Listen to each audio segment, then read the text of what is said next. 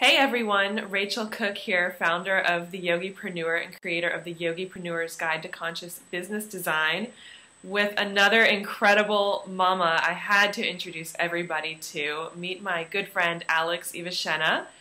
Actually, I met Alex because her husband is our pediatrician, and when I Googled him, her blog came up. So I instantly became addicted to her blog, lateenough.com, and soon after, we started connecting and hanging out together and having play dates with our kids. So I had to invite her to come chat with everybody about her journey through mamahood and how she became a writer out of everything. So, hi Alex, thanks for joining me. Hi. So I'm so excited you were able to Skype with me today, and I love your story, and it's actually one of the things that made me really reach out to you when I read your story through your blog about, your journey through mamahood. So can you share with everybody kind of what happened when you had your first child? Yeah, definitely. And thanks for having me in general. I was a little bit I don't know. I think with writing, it's hard for me because I put so much of myself out there. I think it's hard for me to think of it as like a business, although getting paid is important to me.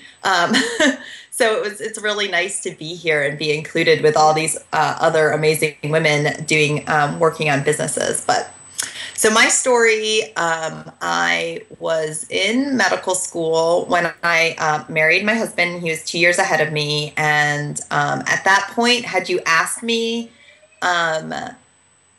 when I had kids, which I was planning on having, it was very planned out when I wanted to have my kids, that I was like, I'm not going to stay at home at all. Like I'm a working mom. And I just felt like that was my truth. And then I got pregnant my fourth year med school, which wasn't exactly convenient in that, like, it meant I would have my son 2 months into my intern year, which is the hardest year of residency, and I was going into pediatrics. And when I realized that, and having watched my husband go through it, so I actually literally knew what it would look like. I just couldn't leave him for 60 to 80 hours a week, most weeks, and to work 30-hour shifts. And I just couldn't do it. And I don't know if it would have been different had it been a 40-hour work week, or had there been a part-time option that was viable. I'm not sure, but so I decided to take a year. I graduated from medical school, so I have my MD, and then I took a year off. But I had to still make the decision by the time he was about 2 or 3 months old, and I just whether I was going to apply again, and I just couldn't do it. And so I chose to stay home, and it was really hard. It was a big adjustment to go from this, Dr. Alex to staying at home. It was, I had invested a lot of myself in becoming a doctor, and to make that shift where, nobody says thank you, because my son couldn't even talk at the time. And, a lot of it sort of just expected, that it'll be fine, that you'll be fine, was really a challenge for me at first. But I've always felt in my heart that I did the right thing for my family. And I don't regret it, but it was definitely a challenge to stay home. And it made me really appreciate moms and my mom and what, the challenges we face, whether we work or stay at home. So then from there, when my son was about 15 months old, I realized that I had gotten so caught up in being a mom that I had no life outside of my kids and my family, which was not healthy. And it was not going well for me. That's not the way my personality works either, I think. And so I actually took a class at the Visual Art Center on poetry, because I've written poetry since I was like 14. I don't know if you see this, my cat sort of photo bombing our vlog bombing our Totally vlog, is. but that's okay. Anyways, so I took this poetry class and got back into writing poetry, and I got 2 poems published, which was really exciting. And I got to do a big poetry reading here in Richmond, and it was really fun and exciting. And then I got pregnant with my second, and I was really sick the whole pregnancy, and keeping up with my toddler. He was 2.5. I just stopped writing, and I didn't write, and I could feel it in me though. Like, writing is one of those things for me that's so like just a need I have, I think. And I missed it a lot. And around when my daughter was, I guess, about 6 months old, I was like, I need to find somewhere to write. And I found a place that was taking guest blogs. And so I started writing there. And then all these people said, you should write your own blog. And so I did all this research, because that's how I'm built. I'm a researcher. And so I researched everything. And then I started lateenough.com. And I started there, just really a place to write every day, where I could get my writing out there for people. And I could have an audience and get feedback too. It wasn't just it's not just a journal for me. It's not just private writing, or I would have a journal. You know, I want to put my writing out there. I want my words to be read. But that's sort of how I went from being a doctor all the way to being a writer, I guess. So yeah. And now your work has been syndicated on BlogHer, which is a major, how do you describe BlogHer? I don't even know. I guess I would say it's a major, site for women, women's community site. They get about 2 million hits a month. So it's a very popular site, a good community for writers and bloggers and women, to read. So I know you've been syndicated by them, and you've been hired to write blogs for several other small businesses about being a mom. Mm-hmm. So that's led to a lot of really cool opportunities. Yeah, and it's really been because my blog existed. Two of my jobs I actually got. I'm also on Twitter at Late Enough, but it's L8 ENOUGH. And 2 of them were actually originally through DMs, which is a direct message on Twitter, and they asked me if I was interested. One of them was to write for RichmondMom.com, which is a local Richmond mothering, parenting site. And then the other one was to create a parenting class for Commonwealth parenting.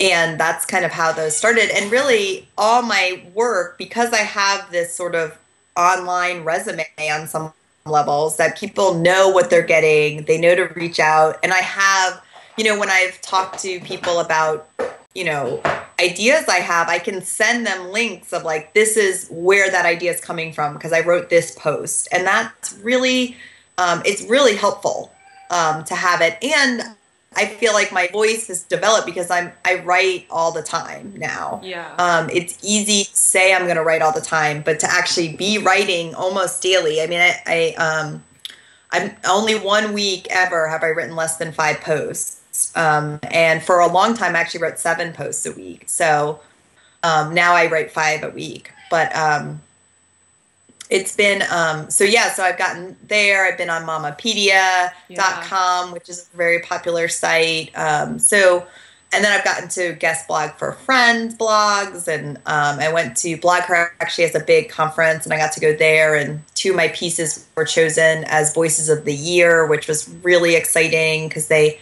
had artists then make artwork based on your posts. So it was really neat. So it's been an amazing experience. It's far beyond when I started my blog, what I thought would happen. And then at the Visual Arts Center, where I took my poetry class, now I teach a blogging class. And it's just amazing to me that it went from just this passion to write. That's what I wanted to do. And this knowledge that I needed I needed something that was just Alex. And trusting that instinct, and then, doing the research, doing the work. It's not like I just, all over the place, like doing the research, and I edit my posts, and I work really hard with the words that I choose. And I worked really hard as the kind of community I want to create on lateenough.com. But I feel like just from doing that stuff, these things, the paths have just opened. In fact, very quickly, and way more than I expected. Which actually, I know you had mentioned recently I've had to pull back because I've gotten so many opportunities that at first it was really hard for me to say no to anything because I thought, oh my gosh, you're going to pay me to do something right or to work on your website or to do this. And, you know, really exciting and validating. I mean, you know, it's hard, but, you know, money, when someone's willing to pay you, it makes you feel like you've made it to this next level. Totally, totally. And so it's really, it was, but what was happening is, you know, literally I only have 15 to 20 hours a week to write, you know, and when I started, you know, teaching the, or facilitating the moms group and, you know, working on people's websites and doing all this stuff, I was taking on way more than 15 to 20 hours a week of work. And, I was staying up really late, and which made me really grouchy the next day. And still sometimes, like last night, I didn't get to bed as early as I would have liked, but I try, you know, and my kids still don't sleep through the night that often, and they're 2 and 4.5. So, you know, it's not just about getting to bed. It's about getting to bed with the knowledge that I'm going to be up in 4 hours, handing a passy or something over. And so it's anyway, so, you know, I felt like I was now having this push and pull, like, you know, my kids would be home in the afternoon and they would want my attention, but I just need to do this. I just need to do this. Can't you entertain yourself for 5 minutes? And I was constantly like, I felt like pushing them off, and it was never 5 minutes. Like I started looking at the clock. And my son reads the clock now. And so I would give him a time and I would realize I never was done in those 5 minutes. It was always 10, 15, 20. There was always something else to do. And then I felt like I was getting away from writing, you know, that's why I started this. That's my dream.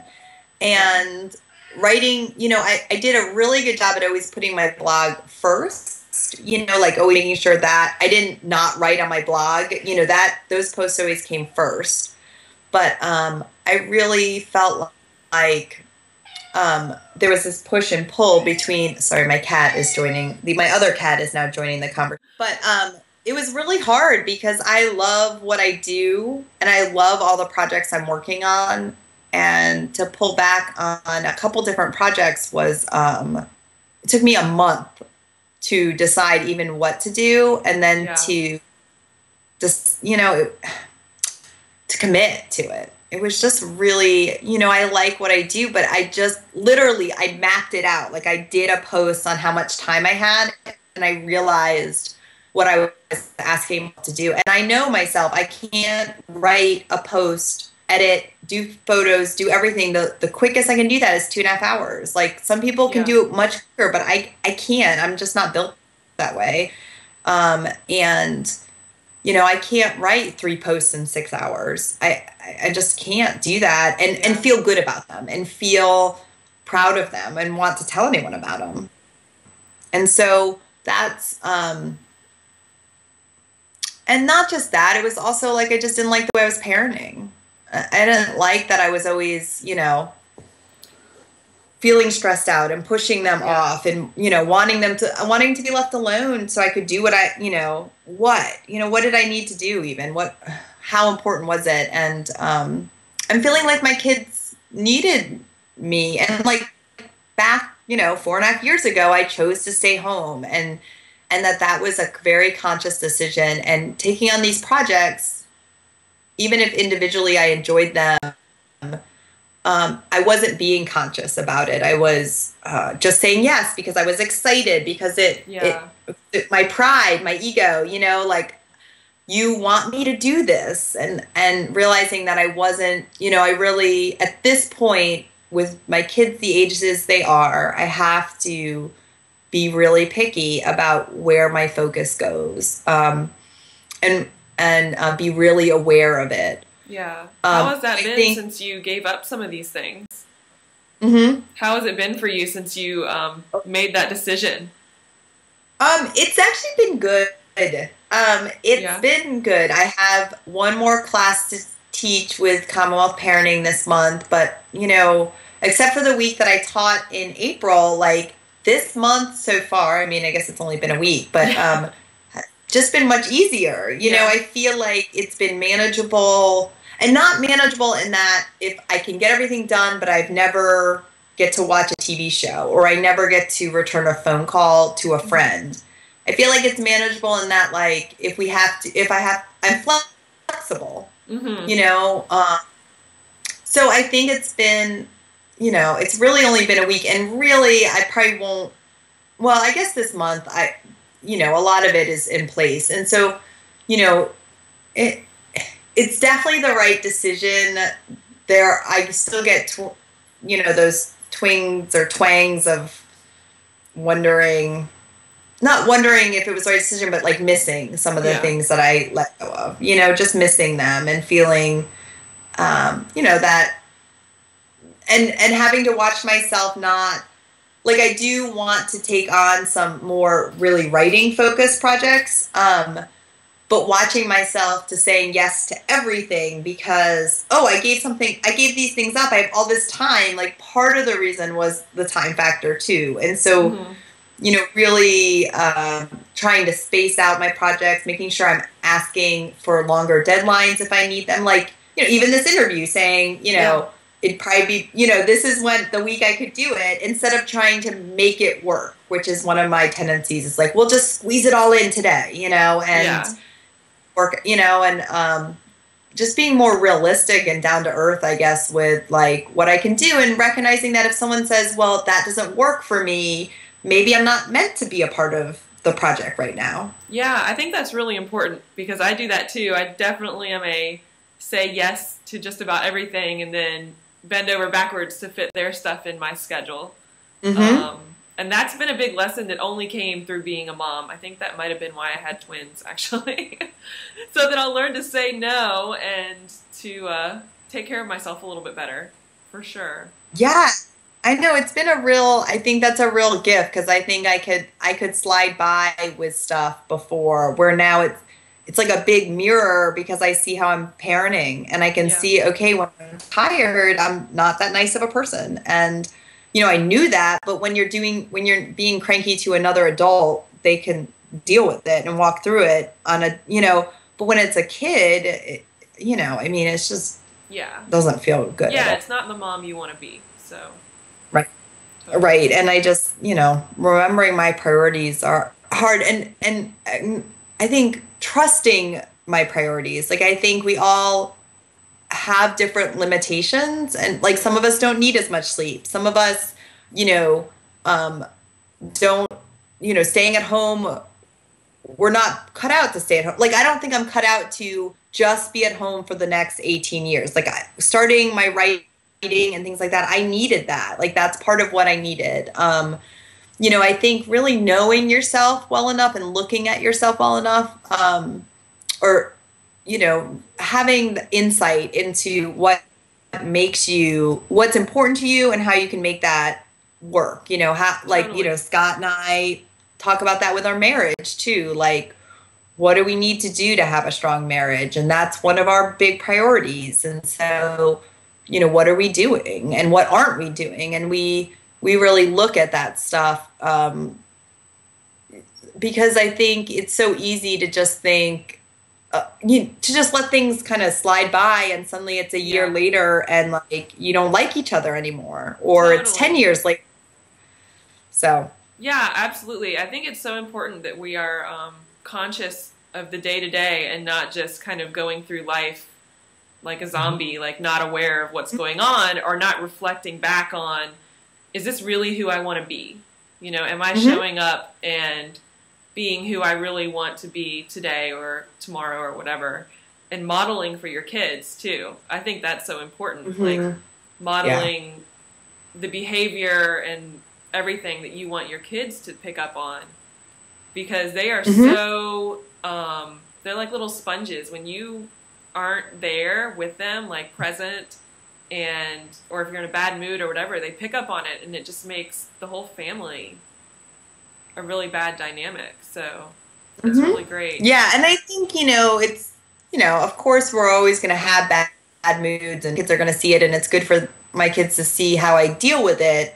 But I think when it's a consistent problem, I think that's the key, is like, if I'm not aware of it in each day and I don't realize, okay, it's been 3 weeks where I cannot get my crap together, like, that's a problem then. Like, I'm doing something wrong. There's something off that needs to be looked at. And, and I think it's, that's something that has been really, really helpful for me to, with adding kind of work into our lives, my work into our lives. And I will say, though, all this, I think it's different if you're in a financial situation where, like, you have to work or you have to stay home. I mean, those are different scenarios than I think when you have a little more flexibility, or you're able to make some choices to create more flexibility. I think those are different scenarios in our parenting that are very difficult for moms. And, just because the whole working, staying at home thing is a touchy subject, I always want to make sure that people know that, I think those scenarios are sort of outside this discussion. Totally. I absolutely understand. And I think a lot of us that are like you and I, that are kind of creating our own rules as we go along, are really looking at, we do what we do because we need that outlet. We have to share something so that we don't feel like we're just in mommy world, 24/7. Like, I was singing If You're Happy and You Know It, like, all day long yesterday. And I was like, oh my God, when was the last time I listened to music that does not require like clapping or something?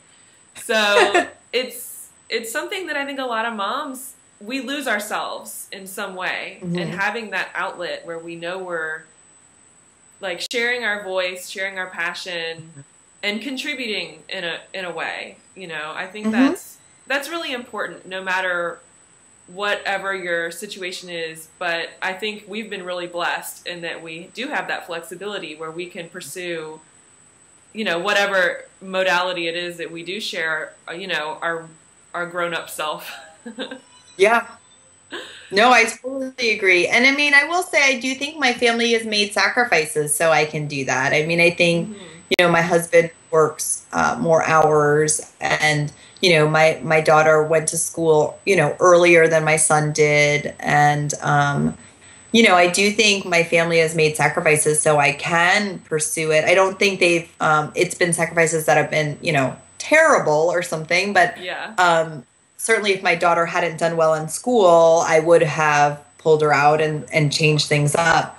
But I am aware of that as well. Like, I do think that it's not as though I was just sitting around bored, in the sense of like, oh, I'll just do this. And, because I happen to have space, my family really carved out space for me to pursue this. And I'm really appreciative of that. Now, I think, having me be extraordinarily unhappy may have been the other side of that if I hadn't been able to sort of pursue some part of me, like you were saying. I really think I'm built that way. Like, I need something else. Like, I'm just, it's not enough for me.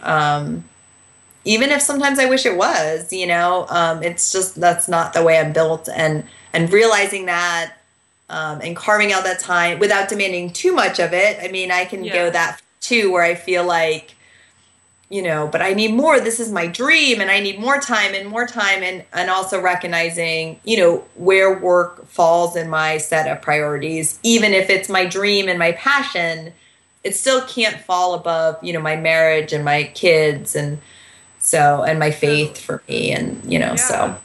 And I know that your husband is incredibly supportive, and I think that's also really key for any mom who's trying to get started, whether it's you're married and you have a spouse or other family members, to have that support system, especially when they're willing to go out of their way to make sure and encourage you to do, what brings you joy and what really makes you feel, complete. Because I know my husband definitely has carved out his schedule so that I can work at certain hours, and you know, it makes a huge difference when I have him by my side versus him being like, gosh, you have to take more time this afternoon or whatever.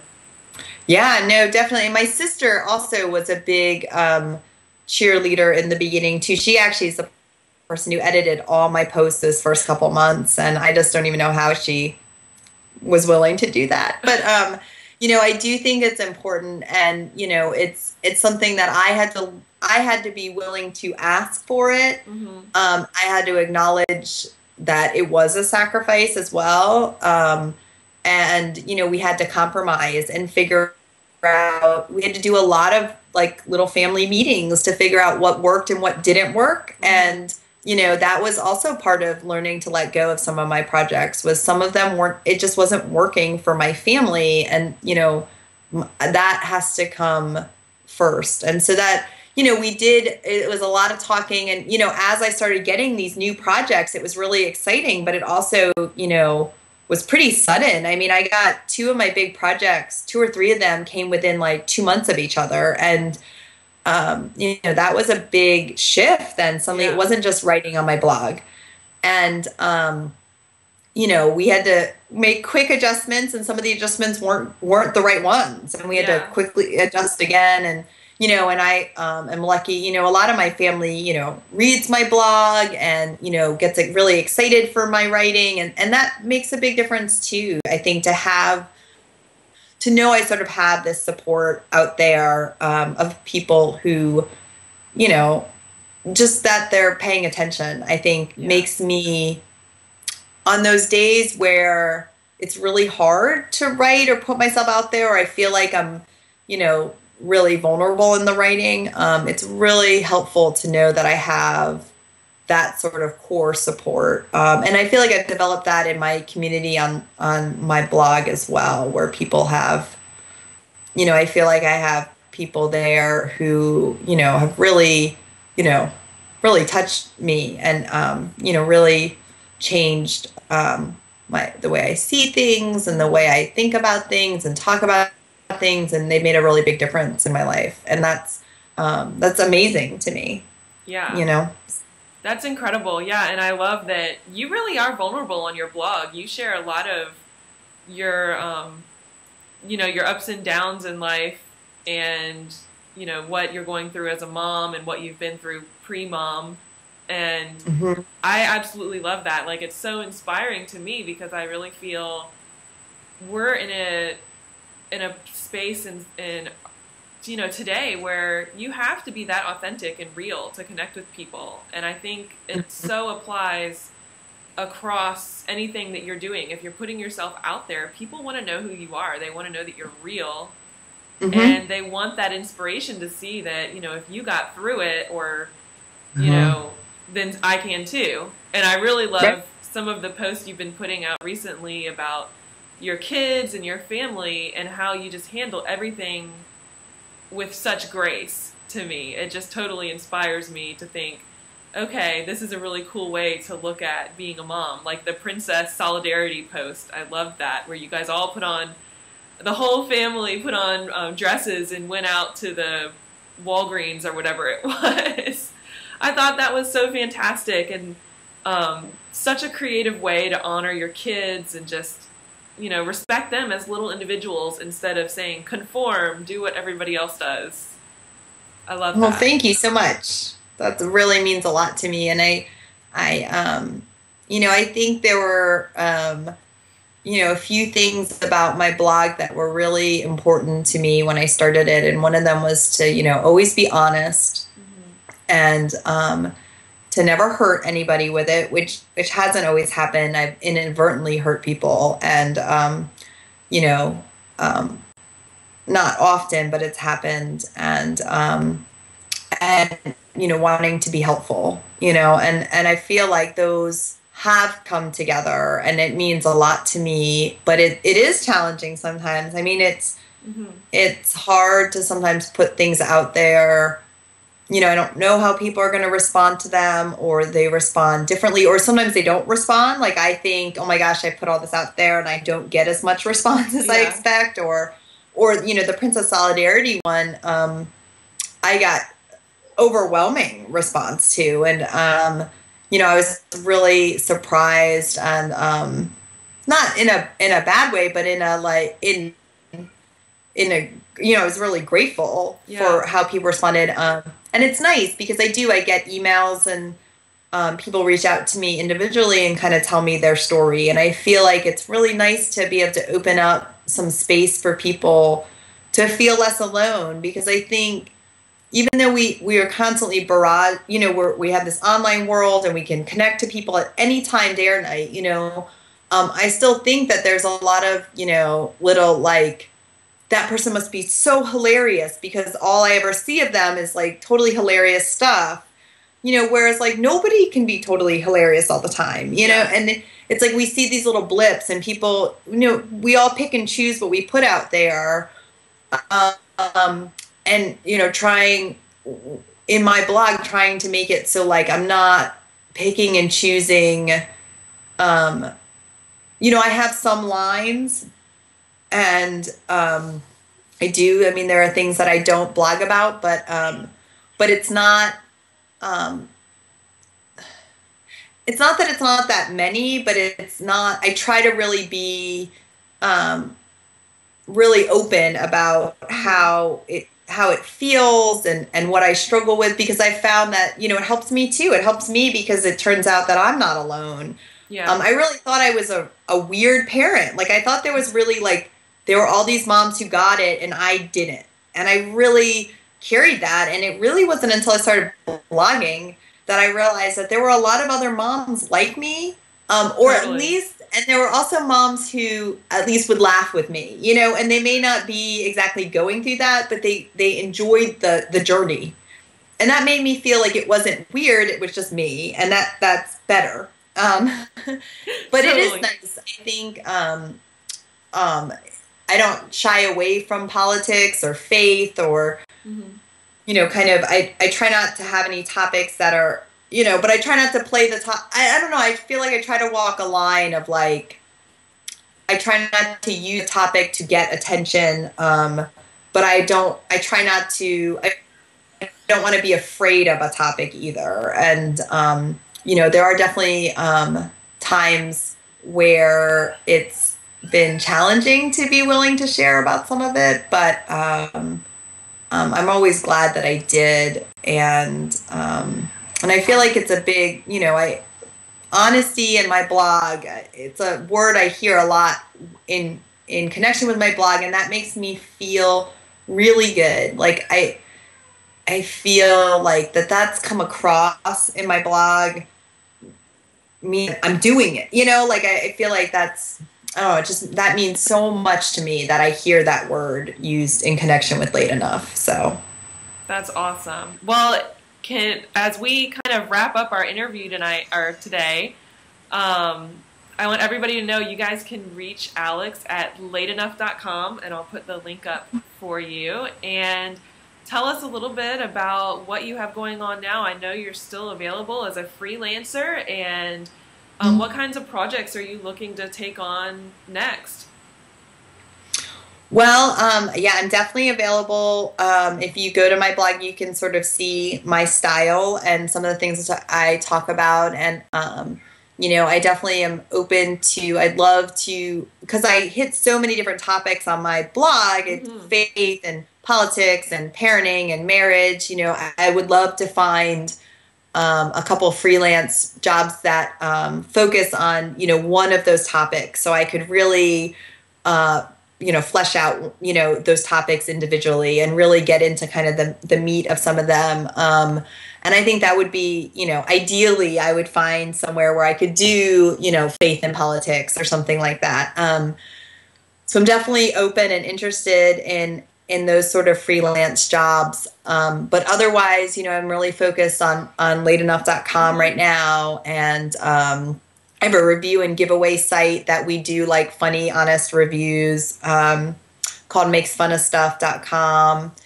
And I work with 2 other bloggers who are fantastic. And so I'm, you know, work on that. And I'm still writing at richmondmom.com. And I'm hoping to work on some personal writing for, maybe working on finally getting back to my book, which I put off for probably 10 or 11 months now. And so hopefully I'll be able to carve out some time for that again. But I'm sort of trying to stay open because I feel like the projects have always come down the pipe, as long as I'm open to it and keep kind of putting, myself out there. So thank you so much for having me. It's really been an honor, and it's fun to get to talk about my journey. So I appreciate it a lot. Absolutely. And, I love your blog so much. I pretty much read it daily. So anybody, and I have to say, I love that you have such an incredible voice, and you share, like, your blog really is written just like talking to you. And I love that. And I think for anybody who is working on that, it's great to have an incredible example of that. And so that's what I read your blog, because I enjoy it, and also because I feel that it just helps me in my writing.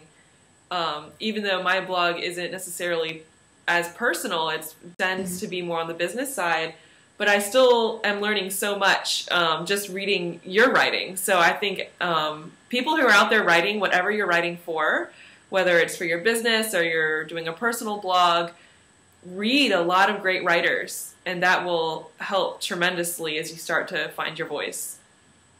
So thanks so much, Alex. It's been really great to chat with you today, and we will wrap up our series on Saturday, and I will be releasing some really great new information for everybody bright and early Monday morning. So y'all look out for that. Meanwhile, hope everybody has a wonderful, wonderful Mother's Day. Go out there and honor your moms and have a great day. Bye. Happy Mother's Day.